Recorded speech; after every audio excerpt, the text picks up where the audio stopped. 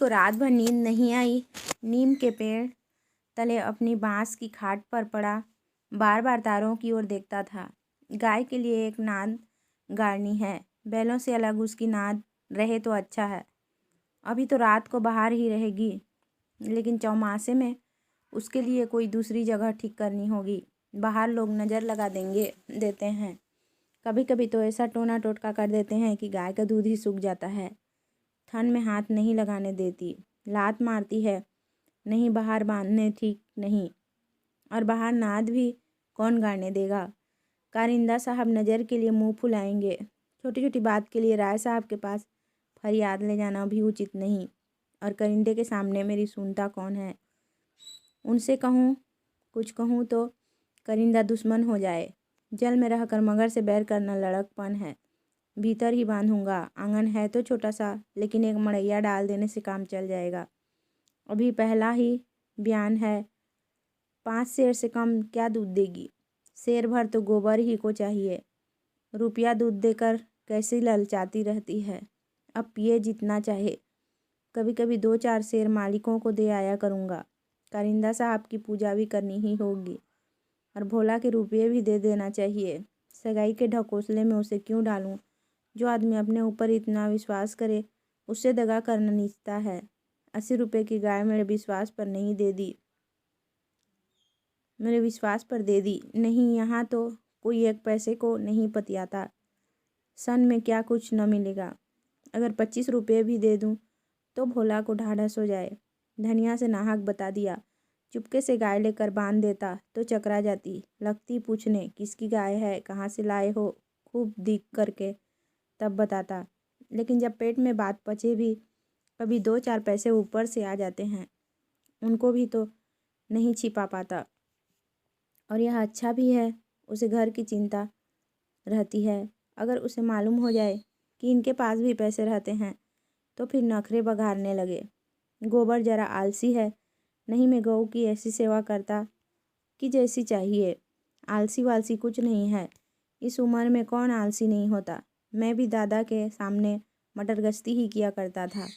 बेचारे पहर रात से कुटी काटने लगते, कभी द्वार पर झाड़ू लगाते, कभी खेत में खाद फेंकते। मैं पड़ा सोता रहता था। कभी जगा देते तो मैं बिगड़ जाता और घर छोड़कर भाग जाने की धमकी देता था। लड़के जब अपने माँ बाप को के सामने भी जिंदगी का थोड़ा सा सुख न भोगेंगे तो फिर जब अपने सिर पड़ गई तो क्या भोगेंगे। दादा के मरते ही क्या मैंने घर नहीं संभाल लिया। सारा गांव यही कहता था कि होरी घर बर्बाद कर देगा। लेकिन सिर पर बोझ पड़ते ही मैंने ऐसा चोला बदला कि लोग देखते रह गए। शोभा और हीरा अलग ही हो गए। नहीं, आज इस घर की और ही बात होती। 3 हल एक साथ चलते, अब तीनों अलग अलग चलते हैं। बस समय का फेर है। धनिया का क्या दोष था। बेचारी जब से घर में आई कभी तो आराम से न बैठी। डोली से उतरते ही सारा काम सिर पर उठा लिया। अम्मा को पान की तरह फेरती रहती थी। जिसने घर के पीछे अपने को मिटा दिया, देवरानी से काम करने को कहती थी तो क्या बुरा करती थी। आखिर उसे भी तो कुछ आराम मिलना चाहिए। लेकिन भाग्य में आराम लिखा होता तब तो मिलता। तब देवरों के लिए मरती थी, अब अपने बच्चों के लिए मरती है।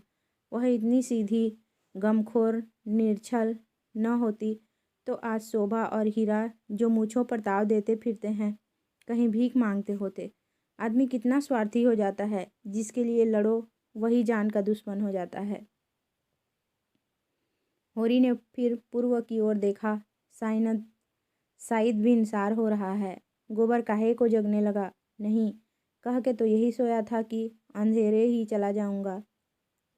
जाकर नाद तो गाड़ दूं, लेकिन नहीं, जब तक गाय द्वार पर ना आ जाए नाद गाड़ना ठीक नहीं। कहीं भोला बदल गए या और किसी कारण से गाय न दी तो सारा गांव तालियां पीटने लगेगा। चले थे गाय लेने, पट्टे ने इतनी फुर्ती से नाद गाड़ दी मानो इसी की कसर थी। भोला है तो अपने घर का मालिक, लेकिन जब लड़के सयाने हो गए तो बाप की कौन चलती है। कामता और जंगी अकड़ जाए तो क्या भोला अपने मन से गाय मुझे दे देगा। कभी नहीं। सहसा गोबर चौंक कर उठ बैठा और आंखें मलता हुआ बोला, अरे यह तो भोर हो गया। तुमने नाद गाड़ दी दादा। होरी गोबर के सुगठित शरीर और चौड़ी छाती की ओर गौर से देखकर और मन में यह सोचते हुए कि कहीं इसे गोरस मिलता तो कैसा पट्टा हो जाता, बोला, नहीं अभी नहीं गाड़ी। सोचा कहीं ना मिले तो नाहक भद्द हो। गोबर ने त्योरी चढ़ाकर कहा, मिलेगी क्यों नहीं। उनके मन में कोई चोर बैठ जाए, चोर बैठ या डाकू, गाय तो उन्हें देनी ही पड़ेगी। गोबर ने और कुछ न कहा, लाठी कंधे पर रखी और चल दिया। होरी उसे जाते देखता हुआ अपना कलेजा ठंडा करता रहा। अब लड़के की सगाई में देर न करनी चाहिए। 17वां लग गया, मगर करे कैसे। कहीं पैसे के भी तो दर्शन हो। जब से तीनों भाइयों में अलगौजा हो गया, घर की साख जाती रही। महतो लड़का देखने आते हैं, पर घर की दशा देखकर मुंह फीका करके चले जाते हैं। 2-1 राजी भी हुए तो रुपये मांगते हैं। 200-300 लड़की का दाम चुकाए और इतना ही ऊपर से खर्च करें, तब जाकर ब्याह हो। कहाँ से आए इतने रुपए। रास खलिहान में तुल जाती है, खाने भर को भी नहीं बचता, ब्याह कहाँ से हो। और अब तो सोना ब्याहने योग्य हो गई। लड़के का ब्याह न हुआ न सही, लड़की का ब्याह न हुआ तो सारी बिरादरी में हंसी होगी। पहले तो उसी का सगाई करना है, पीछे देखी जाएगी। एक आदमी ने आकर राम राम किया और पूछा, तुम्हारी कोठी में कुछ बांस होंगे महतो। होरी ने देखा, दमड़ी बसोर सामने खड़ा है, नाटा काला, खूब मोटा चौड़ा मुंह, बड़ी बड़ी मूछें, लाल आंखें, कमर में बांस काटने की कटार घोंसे हुए। साल में 1-2 बार आकर चीके, कुर्सियाँ, मोढ़े, टोकरियाँ आदि बनाने के लिए कुछ बांस काट ले जाता था। होरी प्रसन्न हो गया, मुट्ठी गर्म होने की कुछ आशा बंधी। चौधरी को ले जाकर अपनी तीनों कोठियाँ दिखाई, मोल भाव किया और 25 रुपये सैकड़े में 50 बांसों का बयाना ले लिया। फिर दोनों लौटे। होरी ने उसे चिलम पिलाई, जलपान कराया और तब रहस्यमय भाव से बोला, मेरे बांस कभी 30 रुपये से कम में नहीं जाते, लेकिन तुम घर के आदमी हो, तुमसे क्या मोल भाव करता। तुम्हारा वह लड़का जिसकी सगाई हुई थी अभी परदेश से लौटा कि नहीं। चौधरी ने चिलम का दम लगाकर खांसते हुए कहा, उस लौंडे के पीछे तो मर मिटा महतो। जवान बहू घर में बैठी है और वह बिरादरी की एक दूसरी औरत के साथ परदेश में मौज करने चल दिया। बहू भी दूसरे के साथ निकल गई। बड़ी नाकिस जात है महतो, किसी की नहीं होती। कितना समझाया कि तू जो चाहे खा, जो चाहे पहन, मेरी नाक न कटवा, मुदा कौन सुनता है। औरत को भगवान सब कुछ दे, रूप न दे, नहीं वह काबू में नहीं रहती। कोठियाँ तो बैठ गई होगी। होरी ने आकाश की ओर देखा और मानो उसकी महानता में उड़ता हुआ बोला, सब कुछ बट गया चौधरी। जिनको लड़कों की तरह पाला पोसा वह अब बराबर के हिस्सेदार हैं, लेकिन भाई का हिस्सा खाने की अपनी नियत नहीं। इधर तुमसे रुपये मिलेंगे, उधर दोनों भाइयों को बांट दूंगा। 4 दिन में जिंदगी में क्यों किसी से छल कपट करूं। नहीं कह दूं तो 20 रुपये सैकड़ों में बेचे हैं तो उन्हें क्या पता लगेगा। तुम उनसे कहने थोड़े ही जाओगे। तुम्हें तो मैंने बराबर अपना भाई समझा है। व्यवहार में हम भाई के अर्थ का कितना ही दुरुपयोग करें, लेकिन उसकी भावना में जो पवित्रता है वह हमारी काली माँ से कभी मलिन नहीं होती। होरी ने अप्रत्यक्ष रूप से यह प्रस्ताव करके चौधरी के मुंह की ओर देखा कि वह स्वीकार करता है या नहीं। उसके मुख पर कुछ ऐसा मिथ्या विनीत भाव प्रकट हुआ जो भिक्षा मांगते समय मोटे भिक्षुकों पर आ जाता है।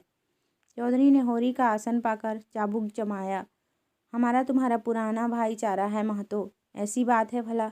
लेकिन बात यह है कि ईमान आदमी बेचता है तो किसी लालच से। 20 रुपये नहीं, मैं 15 रुपये कहूँगा, लेकिन जो 20 रुपये के दाम लो। होरी ने खिसिया कर कहा, तुम तो चौधरी अंधेर करते हो। 20 रुपये में कहीं ऐसे बांस जाते हैं। ऐसे क्या, इससे अच्छे बांस जाते हैं 10 रुपये पर। हाँ, 10 कोस और पश्चिम चले जाओ। मोल बांस का नहीं, शहर के नगीच होने का है। आदमी सोचता है जितना देर वहाँ जाने में लगेगी उतनी देर में तो 2-4 रुपये का काम हो जाएगा। सौदा पट गया। चौधरी ने मिर्जई उतार कर छान पर रख दी और बांस काटने लगा। ऊख की सिंचाई हो रही थी। हीरा बहू कलेवा लेकर कुएं पर जा रही थी। चौधरी को बांस काटते देखकर घूंघट के अंदर से बोली, कौन बाँस काटता है? यहाँ बाँस न कटेंगे। चौधरी ने हाथ रोककर कहा। बाँस मोल लिए हैं, 15 रुपये सैकड़े का बयाना हुआ है, सेंत में नहीं काट रहे हैं। हीरा बहू अपने घर की मालकिन थी। उसी के विद्रोह से भाइयों में अलगौजा हुआ था। धनिया को परास्त करके शेर हो गई थी। हीरा कभी कभी उसे पीटता था। अभी हाल में इतना मारा था कि कई दिन तक खाट से न उठ सकी, लेकिन अपना पदाधिकार वह किसी तरह न छोड़ती थी। हीरा क्रोध में उसे मारता था, लेकिन चलता था उसी के इशारों पर, उस घोड़े की भांति जो कभी कभी स्वामी को लात मार कर भी उसी के आसन के नीचे चलता है। कलेवे की टोकरी सिर से उतार कर बोली, 15 रुपये में हमारे बाँस न जाएंगे। चौधरी औरत जात से इस विषय में बातचीत करना नीति विरुद्ध समझते थे। बोले, जाकर अपने आदमी को भेज दे, जो कुछ कहना हो आकर कहे। हीरा बहू का नाम था पुन्नी। बच्चे 2 ही हुए थे, लेकिन ढल गई थी। बनाव सिंगार के समय के आघात का शमन करना चाहती थी, लेकिन गृहस्थी में भोजन ही का ठिकाना न था। सिंगार के लिए पैसे कहाँ से आते? इस अभाव और विवशता ने उसकी प्रकृति का जल सुखाकर कठोर और शुष्क बना दिया था, जिस पर एक बार फावड़ा भी उचट जाता था। समीप आकर चौधरी का हाथ पकड़ने की चेष्टा करती हुई बोली, आदमी को क्यों भेज दूं? जो कुछ कहना है मुझसे कहो ना। मैंने कह दिया, मेरे बाँस न कटेंगे। चौधरी हाथ छुड़ाता था और पुन्नी बार बार पकड़ लेती थी। 1 मिनट तक यही हाथापाई होती रही। अंत में चौधरी ने उसे जोर से पीछे ढकेल दिया। पुन्नी धक्का खाकर गिर पड़ी, मगर फिर संभली और पांव से तल्ली निकालकर चौधरी के सिर, मुंह, पीठ पर अंधाधुंध जमाने लगी। बांसोर होकर उसे ढकेल दे। उसका यह अपमान मारती जाती थी और रोती भी जाती थी। चौधरी उसे धक्का देकर नारी जाति पर बल का प्रयोग करके गच्चा खा चुका था। खड़े खड़े मार खाने के सिवाय इस संकट से बचने की उसके पास और कोई दवा न थी। पुन्नी का रोना सुनकर होरी भी दौड़ा हुआ आया। पुन्नी ने उसे देखकर और जोर से चिल्लाना शुरू किया। होरी ने समझा चौधरी ने पुनिया को मारा है। खून ने जोश मारा और अलगौछे की ऊंची बांध को तोड़ता हुआ सब कुछ अपने अंदर समेटने के लिए बाहर निकल पड़ा। चौधरी को जोर से एक लात जमा कर बोला, अब अपना भला चाहते हो चौधरी, तो यहाँ से चले जाओ, नहीं तुम्हारी लहास उठेगी।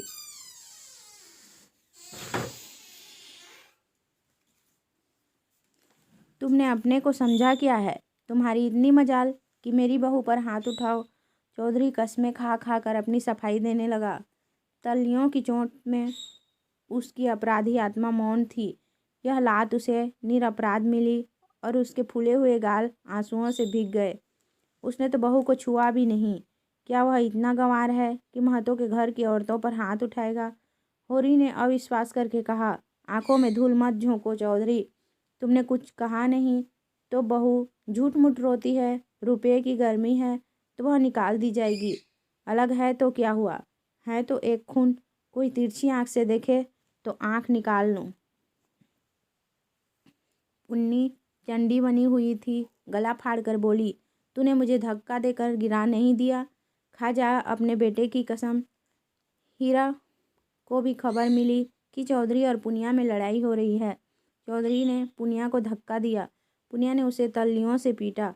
उसने पूर्व वहीं छोड़ा और औंगी के लिए घटनास्थल की ओर चला। गांव में अपने क्रोध के लिए प्रसिद्ध था। छोटा डील गठा हुआ शरीर, आंखें कौड़ी की तरह निकल आई थी और गर्दन की नसें तन गई थी।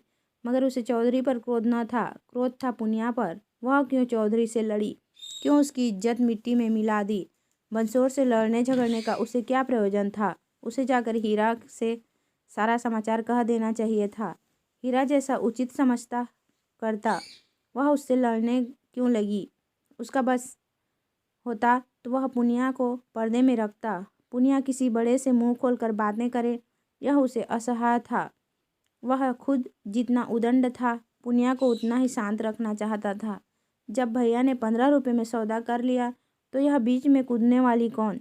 आते ही उसने पुन्नी का हाथ पकड़ लिया और घसीटता हुआ अलग ले जाकर लगा लातें जमाने। हरामजादी, तू हमारी नाक कटाने पर लगी हुई है।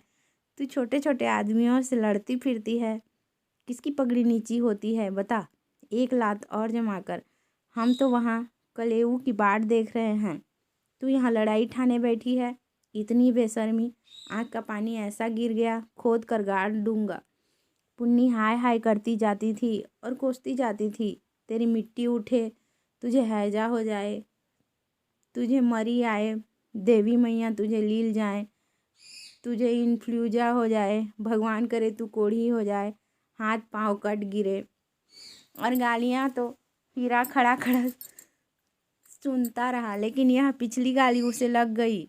हैजा मरी आदि में विशेष कष्ट न था। इधर बीमार पड़े, उधर विदा हो गए, लेकिन कोढ़, यह घिनौनी मौत और उससे भी घिनौना जीवन। वह तिलमिला उठा, दांत पीसता हुआ पुनिया पर झपटा और झोंटे पकड़कर फिर उसका सिर जमीन पर रगड़ता हुआ बोला, हाथ पांव कट कर गिर जाएंगे तो मैं तुझे लेकर चाटूंगा, तू ही मेरे बाल बच्चों को पालेगी। तू ही इतनी बड़ी गृहस्थी चलाएगी, तू तो दूसरा भरतार करके किनारे खड़ी हो जाएगी। चौधरी को पुनिया की इस दुर्गति पर दया आ गई। हीरा को उदारतापूर्वक समझाने लगा, हीरा महतो, अब जाने दो, बहुत हुआ। क्या हुआ? बहू ने मुझे मारा, मैं तो छोटा नहीं हो गया। धन्य भाग कि भगवान ने यह दिन तो दिखाया। हीरा ने चौधरी को डांटा, तुम चुप रहो चौधरी, नहीं मेरे क्रोध में पड़ जाओगे तो बुरा होगा। औरत जात इस तरह बकती है, आज को तुझसे लड़ गई, कल को दूसरे से लड़ जाएगी। तुम भले मानस हो, हंस कर टाल गए, दूसरा तो बर्दाश्त न करेगा। कहीं उसने भी हाथ छोड़ दिया तो कितनी आबरू रह जाएगी, बताओ। इस ख्याल ने उसके क्रोध को फिर भड़काया। लपका था कि होरी ने दौड़कर पकड़ लिया और उसे पीछे हटाते हुए बोला, अरे हो तो गया, देख तो लिया दुनिया ने कि बड़े बहादुर हो, अब क्या उसे पीस कर पी जाओगे। हीरा अब भी बड़े भाई का अदब करता था, सीधे सीधे न लड़ता था। चाहता तो एक झटके में अपना हाथ छुड़ा लेता, लेकिन इतनी बेअदबी न कर सका। चौधरी की ओर देखकर बोला, अब खड़े क्या ताकते हो, जाकर अपने बांस काटो, मैंने सही कर दिया, 15 रुपये सकड़े में तय है। कहाँ तो पुन्नी रो रही थी, कहाँ झमक कर उठी और अपना सिर पीट कर बोली, लगा दे घर में आग, मुझे क्या करना है। भाग फूट गया कि तुम जैसे कसाई के पाले पड़ी, लगा दे घर में आग। उसने कलेऊ की टोकरी वहीं छोड़ दी और घर की ओर चली। हीरा गर्जा, वहाँ कहाँ जाती है, चल कुएं पर, नहीं खून पी जाऊंगा। पुनिया के पांव रुक गए। इस नाटक का दूसरा अंक न खेलना चाहती थी। चुपके से टोकरी उठाकर रोती हुई कुएं की ओर चली। हीरा भी पीछे पीछे चला। होरी ने कहा, अब फिर मार धाड़ न करना, इससे औरत बेशरम हो जाती है। धनिया ने द्वार पर आकर हाँक लगाई, तुम वहाँ खड़े खड़े क्या तमाशा देख रहे हो, कोई तुम्हारी सुनता भी है, क्यों सी शिक्षा दे रहे हो। उस दिन इसी बहू ने तुम्हें घूंघट की आड़ में दाढ़ी जार कहा था, भूल गए। बहुरिया होकर पराये मर्दों से लड़ेगी तो डांटी न जाएगी। होरी द्वार पर आकर नटखटपन के साथ बोला, और जो मैं इसी तरह तुझे मारूं, क्या कभी मारा नहीं है जो मारने की साध बनी हुई हो। इतनी बेदर्दी से मारता तो तू घर छोड़कर भाग जाती। पुनिया बड़ी गमखोर है। ओहो, ऐसे ही तो बड़े दर्द वाले हो, अभी तक मार का दाग बना हुआ है। हीरा मारता है तो दुलारता भी है। तुमने खाली मारना सीखा, दुलार करना सीखा ही नहीं। मैं ही ऐसी हूँ कि तुम्हारे साथ निभाव हुआ। अच्छा रहने दे, बहुत अपना बखान न कर। तू ही रूठ रूठ कर नहर भागती थी, जब महीनों खुशामद करता था तब जाकर आती थी, जब अपनी गरज सताती थी तब मनाने जाते थे। लाल मेरे दुलार से नहीं जाते थे, इसी से तो मैं सबसे तेरा बखान करता हूँ। वैवाहिक जीवन के प्रभात में लालसा अपनी गुलाबी मादकता के साथ उदय होती है और हृदय के सारे आकाश को अपने माधुर्य की सुनहरी किरणों से रंजित कर देती है। फिर मध्याह्न का प्रखर ताप आता है, क्षण क्षण पर बगुले उड़ते हैं और पृथ्वी कांपने लगती है। लालसा का सुनहरा अवसर हट जाता है और वास्तविकता अपने नग्न रूप में सामने आ खड़ी है। उसके बाद विश्राममय संध्या आती है, शीतल और शांत, जब हम थके हुए पथिकों की भांति दिन भर की यात्रा का वृतांत कहते और सुनते हैं, तटस्थ भाव से, मानो हम किसी ऊंचे शिखर पर जा बैठे हैं जहाँ नीचे का जन रव हम तक नहीं पहुँचता। धनिया ने आंखों में रस भरकर कहा, चलो चलो बड़े बखान करने वाले, जरा सा कोई काम बिगड़ जाए तो गर्दन पर सवार हो जाते हो। होरी ने मीठे उलाहने के साथ कहा, ले अब यही तेरी बेइंसाफी मुझे अच्छी लगती है धनिया। भोला से पूछ, मैंने उनसे तेरे बारे में क्या कहा था। धनिया ने बात बदल कर कहा, देखो गोबर गाय लेकर आता है कि खाली हाथ। चौधरी ने पसीने में लथपथ आकर कहा, महतो चल कर बांस गिन लो, कल ठेला लाकर उठा ले जाऊंगा। होरी ने बांस गिनने की जरूरत न समझी। चौधरी ऐसा आदमी नहीं है, फिर एक आध बांस बेसी ही काट लेगा तो क्या, रोज ही तो मंगनी बांस कटते रहते हैं। सहालगों में तो मंडप बनाने के लिए लोग दर्जनों बांस काट ले जाते हैं। चौधरी ने 7.5 रुपये निकाल कर उसके हाथ में रख दिए। होरी ने गिन कर कहा, और निकालो, हिसाब से 2.5 और होते हैं। चौधरी ने बेमुरौती से कहा, 15 रुपये में तय हुए हैं कि नहीं। 15 रुपये में नहीं, 20 रुपये में। हीरा, महतो ने तुम्हारे सामने 15 रुपये कहे थे, कहो तो बुला लाऊं। तय तो 20 रुपये में ही हुए थे चौधरी, अब तुम्हारी जीत है, जो चाहे कहो। 2.5 रुपये निकालते हैं, तुम 2 ही दे दो। मगर चौधरी कच्ची गोलियां न खेला था, अब उसे किसका डर। होरी के मुंह में तो ताला पड़ा हुआ था, क्या कहे, माथा ठोक कर रह गया। बस इतना बोला, यह अच्छी बात नहीं है चौधरी, 2 रुपये दबा कर राजा न हो जाओगे। चौधरी तीक्ष्ण स्वर में बोला, और तुम क्या भाइयों के थोड़े से पैसे दबा कर राजा हो जाओगे। 2.5 रुपये पर अपना ईमान बिगाड़ रहे थे, उस पर मुझे उपदेश देते हो। अभी पर्दा खोल दूं तो सिर नीचा हो जाए। होरी पर जैसे सैकड़ों जूते पड़ गए। चौधरी तो रुपये सामने जमीन पर रख कर चला गया, पर वह नीम के नीचे बैठा बड़ी देर तक पछताता रहा। वह कितना लोभी और स्वार्थी, इसका उसे आज पता चला। चौधरी ने 2.5 रुपये दे दिए होते तो वह खुशी से कितना फूल उठता, अपनी चालाकी को सराहता कि बैठे बिठाए 2.5 रुपये मिल गए। ठोकर खाकर ही तो हम सावधानी के साथ पग उठाते हैं। धनिया अंदर चली गई थी, बाहर आई तो रुपये जमीन पर पड़े देखे, गिन कर बोली, और रुपये क्या हुए, 10 न चाहिए। होरी ने लंबा मुंह बनाकर कहा, हीरा ने 15 रुपये में दे दिया तो मैं क्या करता। हीरा 5 रुपये में दे दे, हम नहीं देते इन दामों। वहाँ मारपीट हो रही थी, मैं बीच में क्या बोलता। होरी ने अपनी पराजय अपने मन में ही डाल ली, जैसे कोई चोरी से आम तोड़ने के लिए पेड़ पर चढ़े और गिर पड़ने पर धूल झाड़ता हुआ उठ खड़ा हो कि कोई देख न ले। जीत कर आप अपनी धोखेबाजियों की डींग मार सकते हैं। जीत से सब कुछ माफ है, हार की लज्जा तो पी जाने की ही वस्तु है। धनिया पति को फटकारने लगी। ऐसे सुअवसर उसे बहुत कम मिलते थे। होरी उससे चतुर था, पर आज बाजी धनिया के हाथ थी। हाथ मटका कर बोली, क्यों न हो, भाई ने 15 रुपये कह दिए तो तुम कैसे टोकते। अरे राम राम, लाडले भाई का दिल छोटा हो जाता कि नहीं। फिर जब इतना बड़ा अनर्थ हो रहा था कि लाडली बहू के गले पर छुरी चल रही थी, तो भला तुम कैसे बोलते। उस वक़्त कोई तुम्हारा सर्वस्व लूट लेता तो भी तुम्हें सुध न होती। होरी चुपचाप सुनता रहा, मिनका तक नहीं। झुंझलाहट हुई, क्रोध आया, खून खौला, आँख जली, दांत पीसे, लेकिन बोला नहीं। चुपके से कुदाल उठाई और ऊख गोड़ने चला। धनिया ने कुदाल छीनकर कहा, क्या अभी सवेरा है जो ऊख गोड़ने चले। सूरज देवता माथे पर आ गए, नहाने धोने जाओ, रोटी तैयार है। होरी ने घुन्ना कर कहा, मुझे भूख नहीं। धनिया ने जले पर नून छिड़का, हाँ काहे को भूख लगेगी, भाई ने बड़े बड़े लड्डू खिला दिए हैं ना। भगवान ऐसे सपूत भाई सबको दे। होरी बिगड़ा और क्रोध अब रस्सियां तुड़ा रहा था। तू आज मार खाने पर लगी हुई है। धनिया ने नकली विनय का नाटक करके कहा, क्या करूं, तुम दुलार ही इतना करते हो कि मेरा सिर फिर गया है। तू घर में रहने देगी कि नहीं?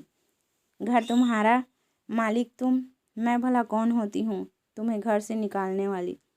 होरी आज धनिया से किसी तरह पेश नहीं पा सकता। उसकी अक्ल जैसे कुंद हो गई है। इन व्यंग बाणों से रोकने के लिए उसके पास कोई ढाल नहीं है। धीरे से कुदाल रख दी और गमछा लेकर नहाने चला गया। लौटा कोई आधे घंटे में, मगर गोबर अभी तक न आया था। अकेले कैसे भोजन करे? लौंडा वहाँ जाकर सो रहा। भोला कि वह मदमाती छोकरी है, न छुनिया उसके साथ हंसी दिल लगी कर रहा होगा। कल भी तो उसके पीछे लगा हुआ था। नहीं गाय दी तो लौट क्यों नहीं आया? क्या वहाँ ढई देगा? धनिया ने कहा, अब खड़े क्या हो, गोबर सांझ को आएगा। होरी ने और कुछ न कहा। कहीं धनिया फिर न कुछ कह बैठे। भोजन करके नीम की छाह में लेट रहा। रूपा रोती हुई आई। नंगे बदन, एक लंगोटी लगाए, झबरे बाल इधर उधर बिखरे हुए होरी की छाती पर लौट गई। उसकी बड़ी बहन सोना कहती है, गाय आएगी तो उसका गोबर मैं पाथूंगी। रूपा यह नहीं बर्दाश्त कर सकती। सोना ऐसी कहती है कि बड़ी रानी है कि सारा गोबर आप पाट डाले। रूपा उससे किस बात में कम है? सोना रोटी पकाती है तो क्या रूपा बर्तन नहीं मांजती? सोना पानी लाती है तो क्या रूपे कुएं पर रस्सी नहीं ले जाती? सोना तो कलसा भर कर इठलाती चली आती है, रस्सी समेट कर रूपा ही लाती है। गोबर दोनों साथ पाती हैं। सोना खेत गोड़ने जाती है तो क्या रूपा बकरी चराने नहीं जाती? फिर सोना क्यों अकेली गोबर पाथेगी? यह अन्याय रूपा कैसे सहे?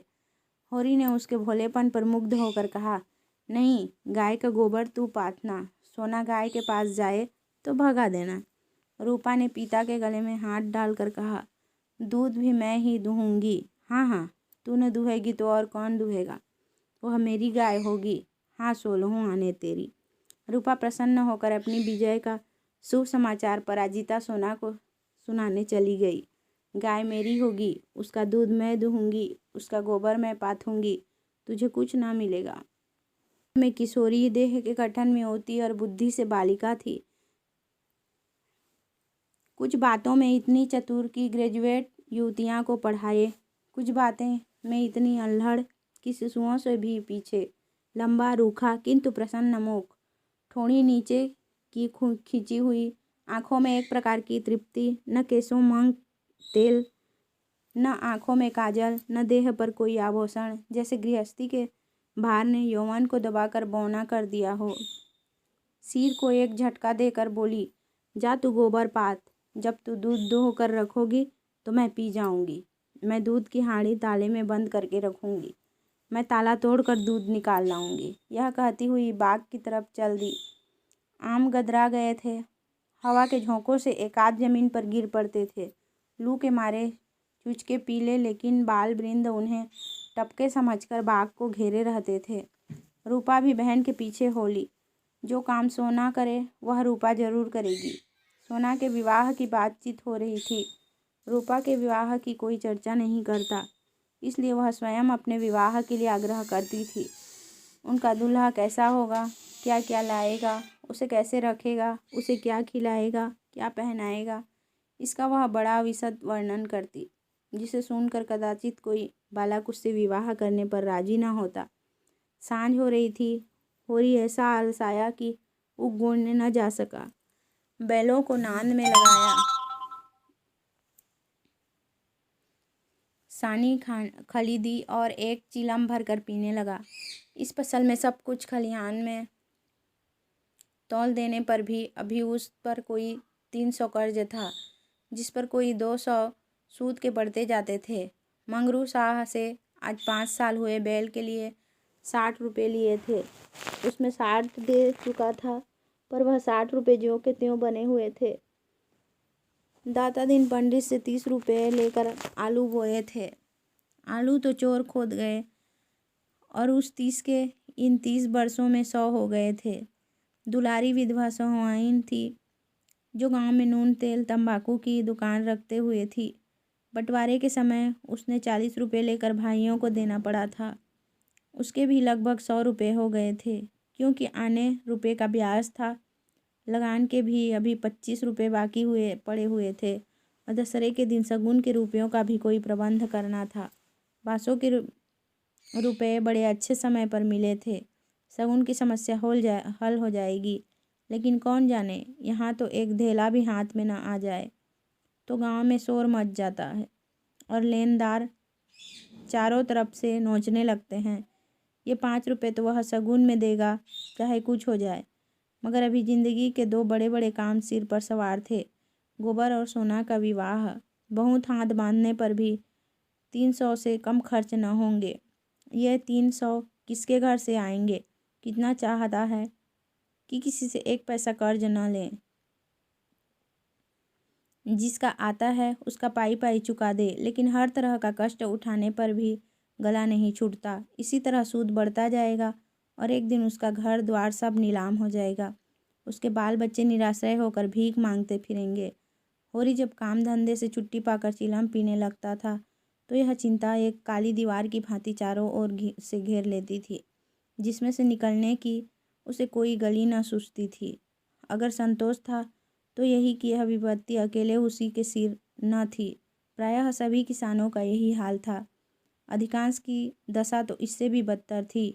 शोभा और हीरा को उससे अलग हुए अभी कुल 3 साल हुए थे, मगर दोनों पर 400 का बोझ लद गया। झिंगुर 2 हल की खेती करता है, उस पर 1000 से कुछ बेसी ही देना है। जियावन महतो के घर भिखारी भीख भी नहीं पाता, लेकिन कर्जे का कोई ठिकाना नहीं। यहाँ कौन बचा है? सहसा सोना और रूपा दोनों दौड़ी हुई आई और एक साथ बोली, भैया गाय ला रहे हैं। आगे आगे गाय, पीछे पीछे भैया हैं। रूपा ने पहले गोबर को आते देखा था। यह खबर सुनाने की सुर्खरुई उसे मिलना चाहिए थी। सोना बराबर ही हिस्सेदार हुई जाती है, यह उससे कैसे सहा जाता। उसने आगे बढ़कर कहा, पहले मैंने देखा था, तभी दौड़ी बहन ने तो पीछे से देखा। सोना इस दावे को स्वीकार न कर सकी। बोली, तूने भैया को कहीं पहचाना?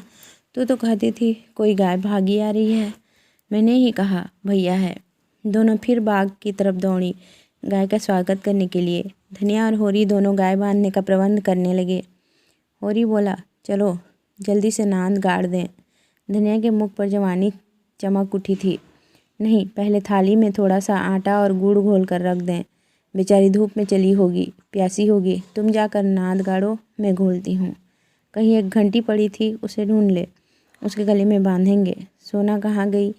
सहुआइन की दुकान से थोड़ा सा काला डोरा मंगवा लो। गाय को नज़र बहुत लगती है। आज मेरे मन की बड़ी भरी लालसा पूरी हो गई। धनिया अपने हार्दिक उल्लास को दबाए रखना चाहती थी। इतनी बड़ी संपदा अपने साथ कोई नहीं बांधा ना लाए, यह शंका उसके निराश हृदय में कंपन डाल रही थी। आकाश की ओर देखकर बोली, गाय के आने का आनंद तो तब है कि उसका पौरा भी अच्छा हो। भगवान के मन की बात है। मानो वह भगवान को भी धोखा देना चाहती थी। भगवान को भी दिखाना चाहती थी कि इस गाय के आने से उसे इतना आनंद नहीं हुआ था कि इस चालू भगवान सुख का पलड़ा ऊंचा करने के लिए कोई नई विपत्ति भेज दे। वह अभी आटा घोल ही रही थी कि गोबर गाय को लिए बालकों के एक जुलूस के साथ द्वार पर पहुंचा। होरी दौड़कर गाय के गले से लिपट गया। धनिया ने आटा छोड़ दिया और जल्दी से एक पुरानी साड़ी का काला किनारा फाड़कर गाय के गले में बांध दिया। होरी श्रद्धा विहल नेत्रों से गाय को देख रहा था, मानो साक्षात देवी जी ने घर में पदार्पण किया हो। आज भगवान ने यह दिन दिखाया कि उसका घर गऊ के चरणों से पवित्र हो गया। यह सौभाग्य न जाने किसके पुण्य प्रताप से। धनिया ने भयातुर होकर कहा, खड़े क्या हो, आंगन में नाद गाड़ दो। आंगन में जगह कहाँ है? बहुत जगह है, मैं तो बाहर ही गाड़ता हूँ। पागल न बनो, गांव का हाल जानकर भी अनजान बनते हो। अरे बित्ते भर के आंगन में गाय कहाँ बांधेगी भाई? जो बात नहीं जानते उसमें टांग मत अड़ाया करो। संसार भर की विद्या तुम ही नहीं पढ़े हो। जो बात नहीं जानते उसमें टांग मत अड़ाया करो। संसार भर की विद्या तुम ही नहीं पढ़े हो। होरी सचमुच आपे में न था। गऊ उसके लिए केवल भक्ति और श्रद्धा की वस्तु नहीं, सजीव संपत्ति भी थी। वह उससे अपने द्वार की शोभा और अपने घर का गौरव बढ़ाना चाहता था। वह चाहता था लोग गाय को द्वार पर बंधे देखकर पूछे, यह किसका घर है? लोग कहें, होरी महतो का।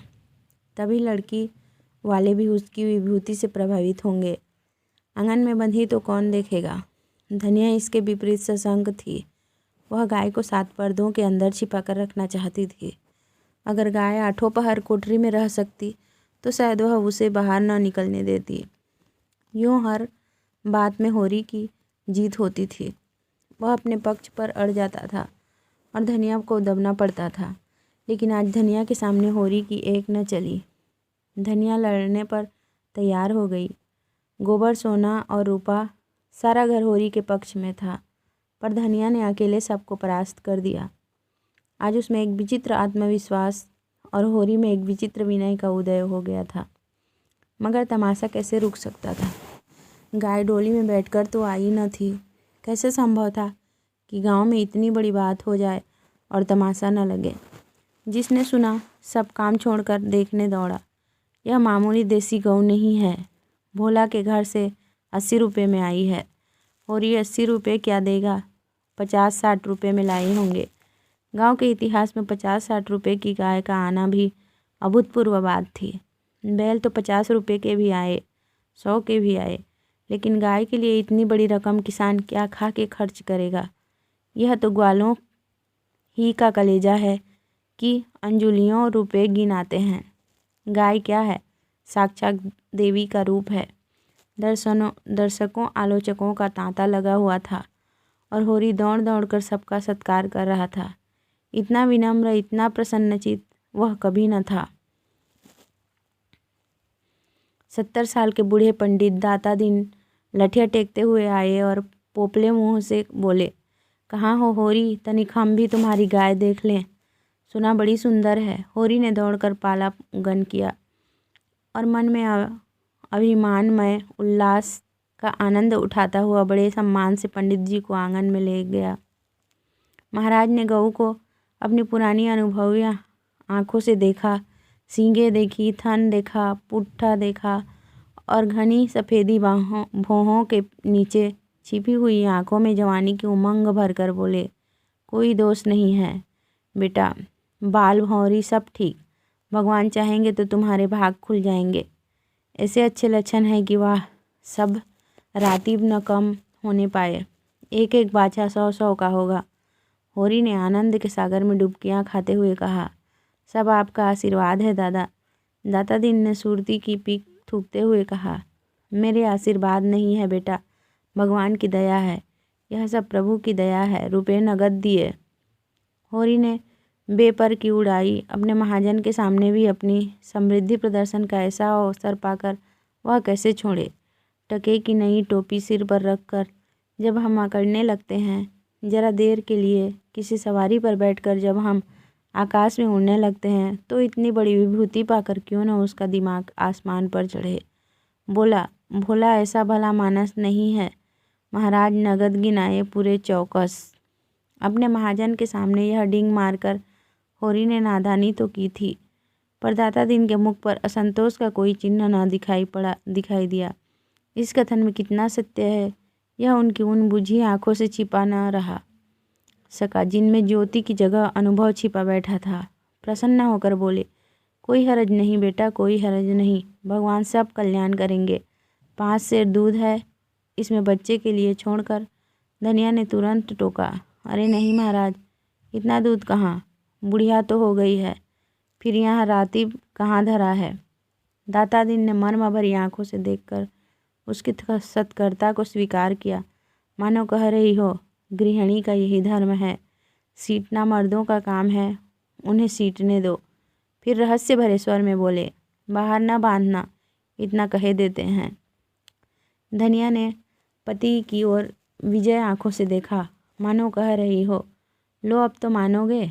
दाता दिन से बोले, नहीं महाराज, बाहर क्यों बांधेंगे, भगवान दें तो इसी आंगन में 3 गायें और बांध सकती हैं। सारा गांव गाय देखने आया, नहीं आए तो शोभा और हीरा जो अपने सगे भाई थे।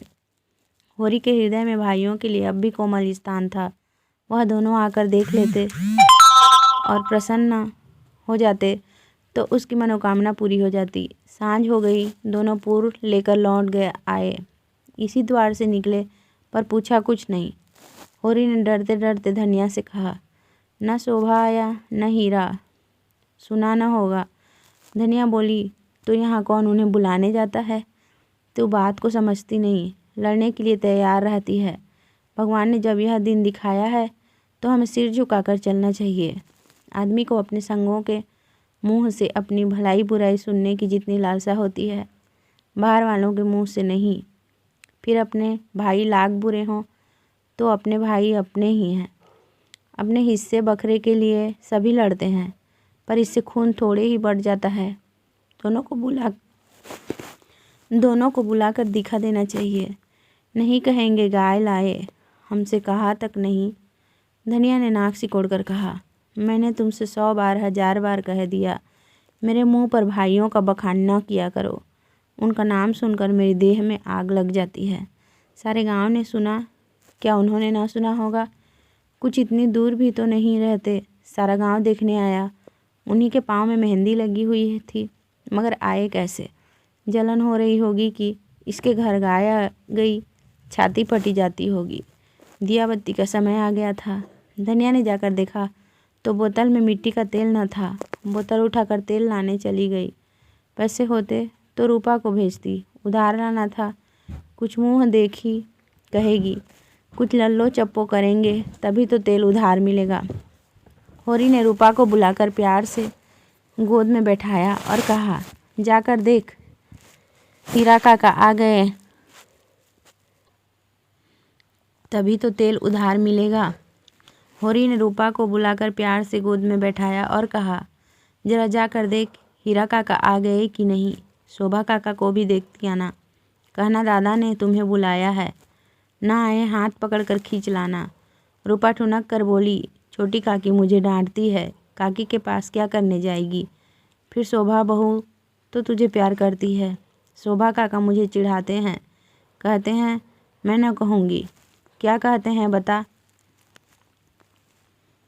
चिढ़ाते हैं, क्या कहकर चिढ़ाते हैं? कहते हैं तेरे लिए मूस पकड़ रखा है, ले जा भून कर खा ले।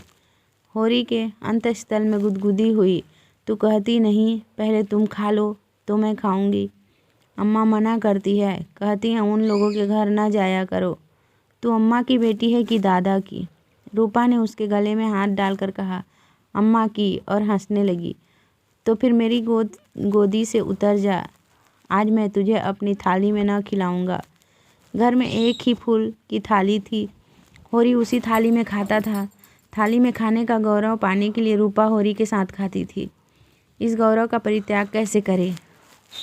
हुमक कर बोली, अच्छा तुम्हारी, तो फिर मेरा कहना मानोगी कि अम्मा का? तुम्हारा तो जाकर हीरा और शोभा को खींच ला, और जो अम्मा बिगड़े, अम्मा से कहने कौन जाएगा? रूपा कूदती हुई हीरा के घर चली। देश का मायाजाल बड़ी बड़ी मछलियों को ही फंसाता है। छोटी मछलियाँ या तो उसमें फंसती ही नहीं या तुरंत निकल जाती हैं। उनके लिए यह घातक जाल क्रीड़ा की वस्तु है, भय की नहीं। भाइयों से होरी की बोलचाल बंद थी, पर रूपा दोनों घर में आती जाती थी। बच्चों से क्या बैर। लेकिन रूपा घर से निकली ही थी कि धनिया तेल लिए मिल गई। उसने पूछा, सांझ की बेला कहाँ जाती है? चल घर। रूपा माँ को प्रसन्न करने के प्रलोभन को न रोक सकी। धनिया ने डांटा, चल घर, किसी को बुलाने नहीं जाना है। रूपा का हाथ पकड़े हुए वह घर आई और होरी से बोली, मैंने तुमसे 1000 बार कह दिया, मेरे लड़कों को किसी के घर न भेजा करो। किसी ने कुछ करा दिया तो मैं तुम्हें लेकर चाटूंगी। ऐसा ही बड़ा प्रेम है तो आप क्यों नहीं जाते? अभी पेट नहीं भरा, जान पड़ता है। होरी नाद जमा रहा था, हाथों में मिट्टी लपेटे हुए अज्ञान का अभिनय करके बोला, किस बात पर बिगड़ती है भाई?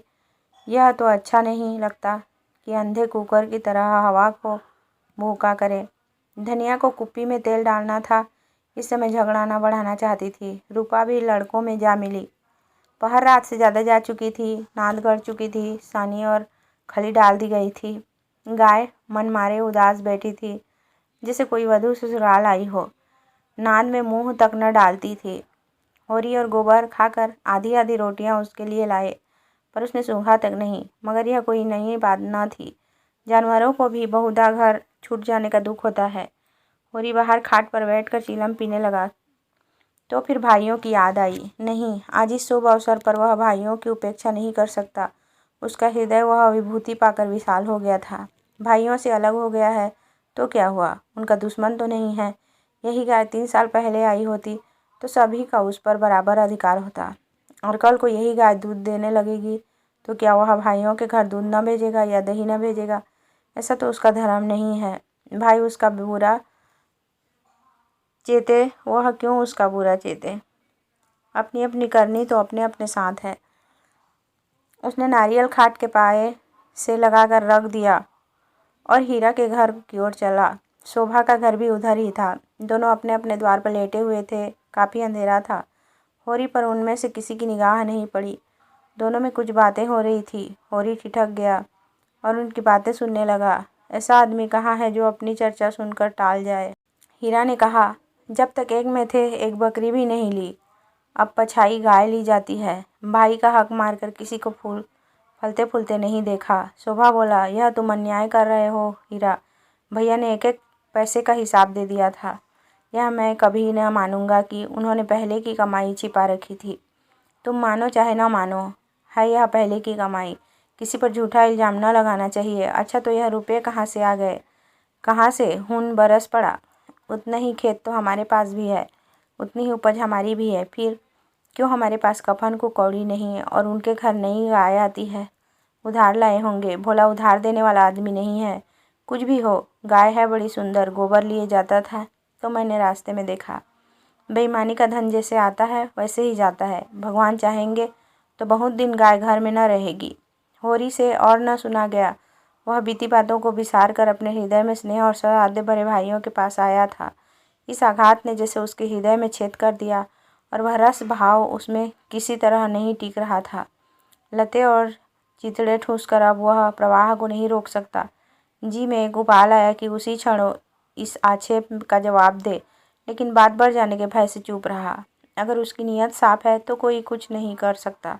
भगवान के सामने वह निर्दोष है। दूसरों की उसे परवाह नहीं। उल्टे पांव लौट आया और वह जला हुआ तंबाकू पीने लगा, लेकिन जैसे वह विष प्रतिक्षण उसकी धमनियों में फैलता जाता था। उसने सो जाने का प्रयास किया पर नींद न आई। बैलों के पास जाकर उन्हें सहलाने लगा। विष शांत न हुआ। दूसरी चिलम भरी, लेकिन उसमें से भी कुछ रस न था। विष ने जैसे चेतना को आक्रांत कर दिया हो। जैसे नशे में चेतना एकांगी हो जाती है, जैसे फैला हुआ पानी एक दिशा में बहकर बेगवान हो जाता है, वही मनोवृत्ति उसकी हो रही थी। उसी उन्माद की दशा में वह अंदर आ गया। अभी द्वार खुला हुआ था। आंगन में एक किनारे चटाई पर लेटी हुई धनिया सोना से देह दबवा रही थी और रूपा जो रोज सांझ होते ही सो जाती थी, आज खड़ी गाय का मुंह सहला रही थी। होरी ने जाकर गाय को खूंटे से खोल लिया और द्वार की ओर ले चला। वह इसी वक्त गाय को भोला के घर पहुंचाने का दृढ़ निश्चय कर चुका था। इतना बड़ा कलंक सिर पर लेकर वह अब गाय को घर में नहीं रख सकता, किसी तरह नहीं। धनिया ने पूछा, कहाँ लिए जाते हो रात को? होरी ने एक पग बढ़ाकर कहा, ले जाता हूँ भोला के घर, लौटा दूंगा। धनिया को विस्मय हुआ। उठकर सामने आ गई और बोली, लौटा क्यों दोगे? लौटाने के लिए ही लाए थे। हाँ, इसके लौटा देने में ही कुशल है। क्यों, बात क्या है? इतने अरमान से लाए और अब लौटाने जा रहे हो? क्या भोला रुपये मांगते हैं? नहीं। भोला यहाँ कब आया? तो फिर क्या बात हुई? क्या करोगी पूछकर? धनिया ने लपक कर पगिया उसके हाथ से छीन ली। उसकी चप्पल बुद्धि ने जैसी उड़ती हुई चिड़िया पकड़ ली। बोली, तुम्हें भाइयों का डर हो तो जाकर उसके पैरों पर गिरो। मैं किसी से नहीं डरती। अगर हमारी बढ़ती देखकर किसी की छाती फटती है तो फट जाए, मुझे परवाह नहीं। होरी ने विनीत स्वर में कहा, धीरे धीरे बोल महारानी, कोई सुने तो कहे ये सब इतनी रात गए लड़ रहे हैं। मैं अपने कानों से क्या सुन आया हूँ, तू क्या जाने। यहाँ चर्चा हो रही है कि मैंने अलग होते ही समय रुपए दबा लिए थे और भाइयों को धोखा दिया था। यही रुपए अब निकल रहे हैं। हीरा कहता होगा। सारा गांव कह रहा है, हीरा को क्यों बदनाम करूं? सारा गांव नहीं कह रहा है, अकेले हीरा कह रहा है। मैं भी जाकर पूछती हूँ न कि तुम्हारे बाप कितने रुपए छोड़कर मरे थे। दाढ़ी जारों के पीछे हम बर्बाद हो गए, सारी जिंदगी मिट्टी में मिला दी, पाल पोस कर संडा किया और अब हम बेईमान हैं। मैं कह देती हूँ, अगर गाय घर से बाहर निकली तो अनर्थ हो जाएगा। रख लिए हमने रुपए, दबा लिए, बीच खेत दबा लिए। डंके की चोट कहती हूँ, मैंने हंडे भर असरफियाँ छिपा ली। हीरा और शोभा और संसार को जो करना हो कर ले, क्यों न रुपये रख लें। 2-2 संडों का ब्याह नहीं किया, गौना नहीं किया। होरी सिर पिटा गया। धनिया ने उसके हाथ से पघिया छीन ली और गाय को खूंटे से बांधकर द्वार की ओर चली। होरी ने उसे पकड़ना चाहा पर वह बाहर जा चुकी थी। वहीं सिर थाम कर बैठ गया। बाहर उसे पकड़ने की चेष्टा करके वह कोई नाटक नहीं दिखाना चाहता था। धनिया के क्रोध को खूब जानता था, बिगड़ती है तो चंडी बन जाती है, मारो काटो सुनेगी नहीं। लेकिन हीरा भी तो एक ही गुस्सेवर है, कहीं हाथ चला दे तो परेल हो जाए। नहीं, हीरा इतना मूर्ख नहीं है। मैंने कहाँ से कहाँ यह आग लगा दी। उसे अपने आप पर क्रोध आने लगा। बात मन में रख लेता तो क्यों यह टंटा खड़ा होता। सहसा धनिया का कर्कश स्वर कान में आया। हीरा की गरज भी सुन पड़ी। फिर पुन्नी की पैनी पीक भी कानों में चुभी। सहसा उसे गोबर की याद आई। बाहर लपक कर उसकी खाट देखी, गोबर वहाँ न था। गजब हो गया, गोबर भी वहाँ पहुँच गया। अब कुशल नहीं, उसका नया खून है, न जाने क्या कर बैठे। लेकिन होरी वहाँ कैसे जाए। हीरा कहेगा आप बोलते नहीं, जाकर इस डायन को लड़ने के लिए भेज दिया। कोलाहल प्रतिक्षण प्रचंड होता जाता था। सारे गांव में जाग पड़ गई। मालूम होता था कहीं आग लग गई है और लोग खाट से उठ उठ कर बुझाने दौड़े जा रहे हैं।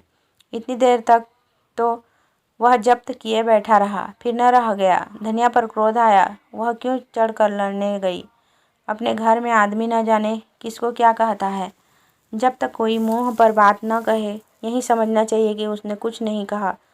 होरी की कृषक प्रकृति झगड़े से भागती थी। 4 बातें सुनकर गम खा जाना, इससे कहीं अच्छा है कि आपस में तनाजा हो। कहीं मारपीट हो जाए तो थाना पुलिस हो, बंधे बंधे फिरो, सबकी चिरौरी करो, अदालत की धूल फांको, खेती बाड़ी जहन्नुम में मिल जाए। उसका हीरा पर तो कोई बस न था, मगर धनिया को तो वह जबरदस्ती खींच ला सकता था। बहुत होगा, गालियाँ दे लेगी, 1-2 दिन रूठी रहेगी, थाना पुलिस की नौबत तो न आएगी। जाकर हीरा के द्वार पर सबसे दूर दीवार की आड़ में खड़ा हो गया। एक सेनापति की भांति मैदान में आने के पहले परिस्थिति को अच्छी तरह समझ लेना चाहता था। अगर अपनी जीत हो रही है तो बोलने की कोई ज़रूरत नहीं है, हार हो रही है तो तुरंत कूद पड़ेगा। देखा तो वहाँ 50 आदमी जमा हो गए थे। पंडित दाता दिन, लाला पटेश्वरी, दोनों ठाकुर जो गांव के करता धरता थे, सभी पहुँचे हुए हैं। धनिया का पल्ला हल्का हो रहा था। उसकी उग्रता जनमत को उसके विरुद्ध किए देती थी। वह रणनीति में कुशल न थी। क्रोध में ऐसी जली कटी सुना रही थी कि लोगों की सहानुभूति उससे दूर होती जाती थी। वह गरज रही थी, तू हमें देख कर क्यों जलता है। हमें देखकर क्या तेरी छाती फटती है। पाल पोस कर जवान कर दिया, यही उसका इनाम है। हमने न पाला होता तो आज कहीं भीख मांगते होते, रुख की छाह भी न मिलती। होरी को ये शब्द ज़रूरत से ज़्यादा कठोर जान पड़े। भाइयों का पालना पोसना तो उसका धर्म था। उनके हिस्से की जायदाद तो उसके हाथ में थी। कैसे न पालता पोसता, दुनिया में कहीं मुंह दिखाने लायक रहता। हीरा ने जवाब दिया, हम किसी का कुछ नहीं जानते। तेरे घर में कुत्तों की तरह एक टुकड़ा खाते थे और दिन भर काम करते थे। जाना ही नहीं कि लड़कपन और जवानी कैसे होती है। दिन दिन भर सूखा गोबर बिना करते थे, उस पर भी तू बिना 10 गाली दिए रोटी न देती थी। तेरी जैसी राक्षसीन के हाथ में पड़कर जिंदगी तलक हो गई। धनिया और भी तेज हुई। जबान संभला नहीं, जीभ खींच लूँगी। राक्षसीन तेरी औरत होगी, तू है किस फेर में मुंडी काटे, टुकड़े खोर, नमक हराम। दाता दिन ने टोका, इतना कटु वचन क्यों कहती हो धनिया। नारी का धर्म है कि गम खाए। वह तो उजड़ा है, क्यों उसके मुँह लगती हो। लाला पटेश्वरी पटवारी ने उसका समर्थन किया। बात का जवाब बात है, गाली नहीं। तूने लड़कपन में उसे पाला पोसा, लेकिन यह क्यों भूल जाती है उसकी जायदाद तेरे हाथ में थी। धनिया ने समझा सब के सब मिलकर मुझे नीचा दिखाना चाहते हैं। चौमुख लड़ाई लड़ने के लिए तैयार हो गई। अच्छा रहने दो लाला, मैं सबको पहचानती हूँ। इस गांव में रहते 20 साल हो गए। एक एक की नस नस पहचानती हूँ। मैं गाली दे रही हूँ, वह फूल बरसा रहा है। क्यों? दुलारी साहुआइन ने आँख पर घी डाला। बाकी बड़ी गाल दराज औरत है भाई, मर्द के मुँह लगती है। होरी ही जैसा मर्द है, किसका निबाह होता है। दूसरा मर्द होता तो एक दिन न पड़ती। अगर हीरा इस समय जरा नर्म हो जाता तो उसकी जीत हो जाती। लेकिन ये गालियाँ सुनकर आपे से बाहर हो गया और औरों को अपने पक्ष में देखकर वह कुछ शेर हो रहा था। गला फाड़कर बोला, चली जा मेरे द्वार से, नहीं जूतों से बात करूँगा, झोटा पकड़कर उखाड़ लूँगा। गाली देती है डाइन। बेटे का घमंड हो गया है। खून पासा पलट गया। होरी का खून खौल उठा। बारूद में जैसे चिंगारी पड़ गई हो। आगे आकर बोला, अच्छा बस अब चुप हो जाओ हीरा, अब नहीं सुना जाता। मैं इस औरत को क्या कहूँ? जब मेरी पीठ में धल लगती है तो इसी के कारण न जाने क्यों इससे चुप नहीं रहा जाता। चारों ओर से हीरा पर बौछार पड़ने लगे। तातादिन ने निर्लज्ज कहा, पटेश्वरी ने गुंडा बनाया, झिंगुरी सिंह ने शैतान की उपाधि दी, दुलारी साहुआइन ने कपूत कहा। एक उदंड शब्द ने धनिया का पल्ला हल्का कर दिया था। दूसरे उग्र शब्द ने हीरा को गच्चे में डाल दिया। उस पर होरी के संयत वाक्य ने रही सही कसर भी पूरी कर दी। हीरा संभल गया। सारा गांव उसके विरुद्ध हो गया। अब चुप रहने में ही उसकी कुशल है। क्रोध के नशे में भी इतना होश उसे बाकी था। धनिया का कलेजा दूना हो गया। होरी से बोली, सुन लो कान खोल के, भाइयों के लिए मरते रहते हो।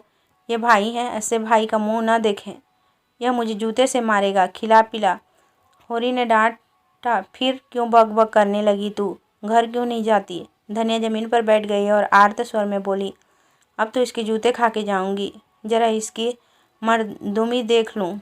कहाँ है गोबर? अब किस दिन काम आएगा? तू देख रहा है बेटा, तेरी माँ को जूते मारे जा रहे हैं। यूँ विलाप करके उसने अपने क्रोध के साथ होरी के क्रोध को भी क्रियाशील बना डाला। आग को फूंक फूंक कर उसमें ज्वाला पैदा कर दी।